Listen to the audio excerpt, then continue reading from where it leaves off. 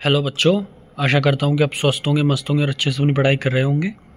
वो बात अलग है कि आज मैं खुद थोड़ा स्वस्थ नहीं हूँ, थोड़ा कोल्ड हो गया है, लेकिन कोई नहीं, आपकी क्लास नहीं रुकेगी। तो बच्चों, आज हम करेंगे हमारे चैप्टर कोऑर्डिनेट ज्योमेट्री की एक्सरसाइज 7.2 का क्वेश्चन नंबर 8।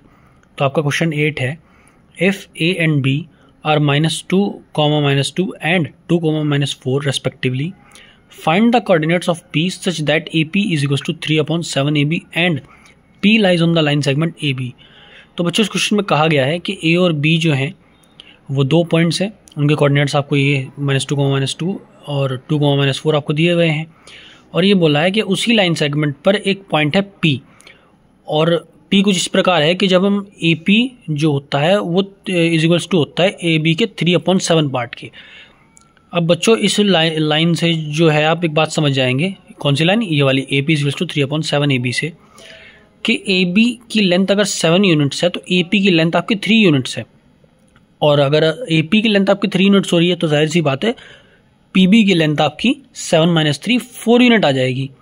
तो यहाँ से आपको एक बात पता चलेगी, जो पी जो है वो ए बी को 3:4 में डिवाइड कर रहा है, जो कि हमारा सेक्शन फार्मूला में बहुत यूज़ हो जाएगा। हमारा जो रेशो है M1:M2 हमारा 3:4 आ गया, तो उसको हम सेक्शन फार्मूला में यूज़ करेंगे।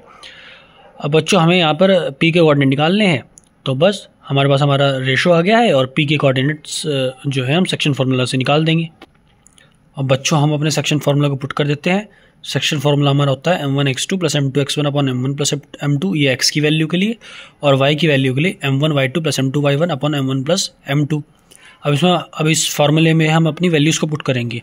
m1 का वैल्यू 3, x2 का वैल्यू 2, m2 का वैल्यू आपका 4, x1 का वैल्यू आपका -2 अपॉन m1 + m2 जो कि आपका 7 हो जाएगा। ऐसे ही इधर m1 की वैल्यू आपकी 3, y2 की वैल्यू आपकी -4 प्लस m2 की वैल्यू आपकी 4, y1 की वैल्यू आपकी -2 अपॉन m1 + m2 आपका फिर से 7 हो जाएगा। अब इनको सॉल्व करेंगे तो 3 × 2 = 6 आ गया। 4 की मल्टीप्लाई -2 में करेंगे तो माइनस का 8 आ जाएगा आपका, अपॉन में 7।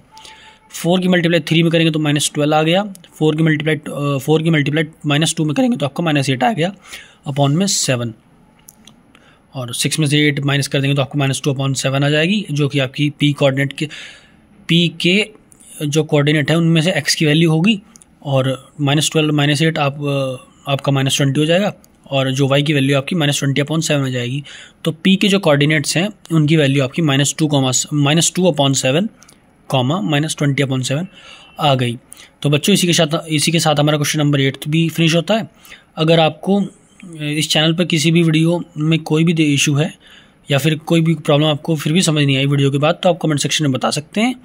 और अगर आपको इस वीडियो से कोई भी वैल्यू मिलती है तो प्लीज़ इसे लाइक कर दें और अपने दोस्तों के साथ शेयर भी कर दें। हम इसी प्रकार पूरे जो मैथ्स का सिलेबस है क्लास 10th का 2026 के बोर्ड्स के लिए, उसको फिनिश करेंगे। और बस थैंक यू, आप पढ़ते रहिए।